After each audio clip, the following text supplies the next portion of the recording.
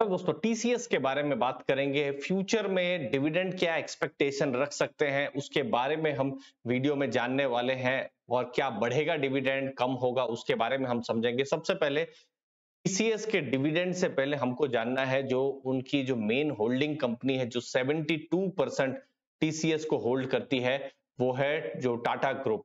72% से ज्यादा, और टाटा ग्रुप के बहुत एग्रेसिव प्लान है केपेक्स के खर्चे के, जो गीगा फैक्ट्री है, सेमीकंडक्टर प्लांट है, रिन्यूएबल, वहां पर वो बहुत खर्चा करने वाली है। जैसे इस साल ही वो 1.4 लाख करोड़ के आसपास खर्चा करने वाली है, और अगले 5 साल तक जो टाटा ग्रुप है वो भारत में अलग अलग प्रोजेक्ट्स में, बिजनेस में, अपने ग्रोथ के लिए वो बहुत बड़ा खर्चा करने वाले हैं।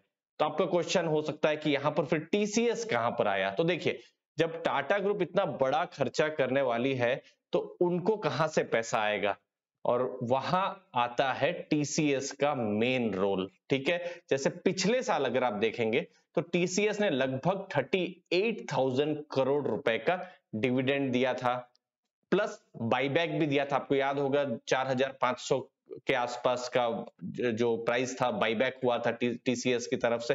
तो जो भी उन्होंने कमाया था फ्री कैश फ्लो, तो फ्री कैश फ्लो उन्होंने, जो टीसीएस है, उन्होंने एज ए डिविडेंड बाईबैक करके अपने शेयर होल्डर्स को दे दिया था। तो शेयर होल्डर्स को दे दिया, और उसमें सबसे बड़ा हिस्सा किसका है? जो उनकी होल्डिंग कंपनी है टाटा ग्रुप का। तो टाटा ग्रुप को बड़ा शेयर मिला, ताकि टाटा ग्रुप उन पैसों से फिर जो अपने दूसरे बिजनेसेस है वहां पर इन्वेस्टमेंट कर सके। तो फ्यूचर में टाटा ग्रुप के भी बहुत सारे खर्चे हैं, और वहां पर टीसीएस हेल्प बिल्कुल कर सकती है टाटा ग्रुप की। अब जब टीसीएस के डिविडेंड की बात हो रही है तो ये मैं डिविडेंड का आंकड़ा लेके आया हूं। ये है पिछले साल का डेटा, और सबसे यूनिक बात यहां पर ये है कि टीसीएस की तरफ से डिविडेंड हर क्वार्टर, मतलब हर 3 महीनों में डिविडेंड आता है। अब देखिए 22,777, मतलब 43 रुपीस का डिविडेंड उनका FY20 जो 2 था, वहां पर उनका 43 रुपीस का जो डिविडेंड है वो आया था। फिर उससे पहले जो साल था 2020-21 की अगर आप बात करेंगे तो भी उन्होंने हर क्वार्टर में उन्होंने डिविडेंड दिया था।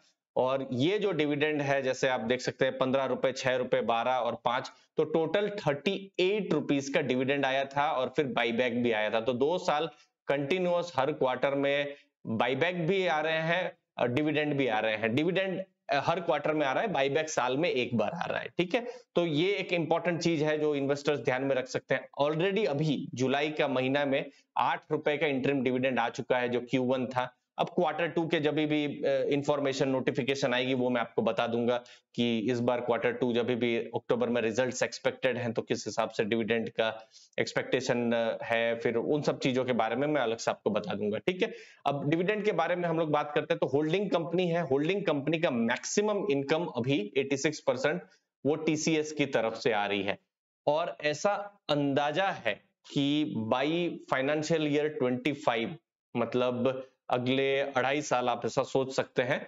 51,227 करोड़ का free cash flow TCS generate करेगा। यहां इंपॉर्टेंट आपके लिए समझना यह है, हम बात बिल्कुल कर रहे हैं कि आईटी सेक्टर में स्लो डाउन है, ग्रोथ का थोड़े से कंसर्न्स है, लेकिन कंपनियां जो भी स्पीड से ग्रोथ का एक्सपेक्टेशन कर रहे थे उससे कम ग्रो होगी। तो जो प्रॉफिट वो कर रही थी पिछले साल, उससे ज्यादा ही वो प्रॉफिट करने वाली है। तो ऑयल की तरह यहां पर नहीं होने वाला है कि कंपनियों ने अचानक से बहुत अच्छा प्रॉफिट किया फिर इस साल लॉस कर दिया है, ऑयल मार्केटिंग कंपनियों की तरह वैसा यहां पर नहीं होने वाला है।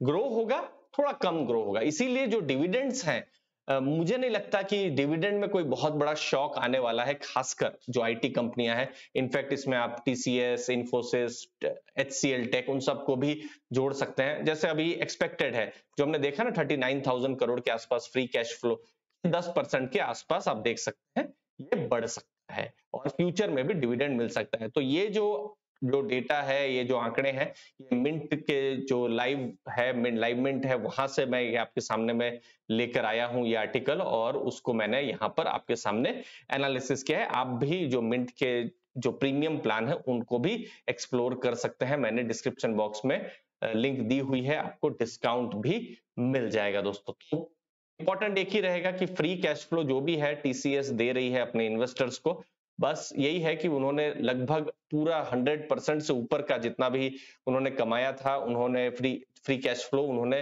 डिविडेंड दे दिया था। बस अगर पॉलिसी अगर लेकिन इसमें चेंज हो जाती है कहीं बीच में कि वो अपना कैश कंजर्व करना चाहे, तो थोड़ा डिविडेंड कम हो सकता है। अभी वैसा लग नहीं रहा है, बट पॉलिसीज चेंज होती रहती है, ऐसा कुछ आता है तो फिर हमको फिर अलग से फिर उसको एनालिसिस करना पड़ेगा, बट फिलहाल लग रहा है डिविडेंड बढ़ता जाएगा। और दूसरी चीज है, टाटा स्टील की तरफ से पिछली बार बहुत प्रॉफिट और डिविडेंड आए थे, जो इस साल से थोड़े कम हो जाएंगे, क्योंकि कमोडिटी के प्राइसेस जो बढ़े थे, आपने शेयर प्राइस भी देखा होगा, प्रॉफिट भी देखा होगा, FY22 में खासकर बहुत अच्छा गया था टाटा स्टील की तरफ से, लेकिन अब थोड़ा सा सॉफ्ट होगा, मतलब प्रॉफिट्स होगा नो डाउट, लेकिन थोड़ा सा कम प्रॉफिट होगा, ये हमको ध्यान में रखना है। तो ओवरऑल टाटा ग्रुप की जब हम बात करेंगे तो 5.6 लाख करोड़ इन्वेस्टमेंट का उनका अगले 5 साल में प्लान है। Renewable energy, giga factory, semiconductor, फिर टाटा डिजिटल में भी उनका फोकस है। उसके अलावा जो 5G है, 5G में अगर हार्डवेयर बनाने हैं तो तेजस नेटवर्क के साथ वो बहुत एग्रेसिवली टाटा ग्रुप काम कर रही है। फिर टाटा कम्युनिकेशन में TCS के जो जो जो बड़े एग्जीक्यूटिव्स है वो टाटा कम्युनिकेशन के साथ काम कर रहे हैं। तो ओवरऑल टाटा ग्रुप में बहुत कुछ हो रहा है, लेकिन अगर उनको ग्रोथ चाहिए तो उनको पैसा चाहिए, और वो पैसा आने का पूरा जो मैक्सिमम जो संभावना है वो है TCS के द्वारा, TCS के डिविडेंड्स और बाईबैक्स के द्वारा। मुझे उम्मीद है आपको वैल्यू मिली होगी वीडियो से, आपने अपना समय दिया उसके लिए बहुत बहुत धन्यवाद। वीडियो अच्छा लगा तो जरूर लाइक शेयर सब्सक्राइब करिएगा। धन्यवाद आपके समय के लिए दोस्तों, थैंक यू।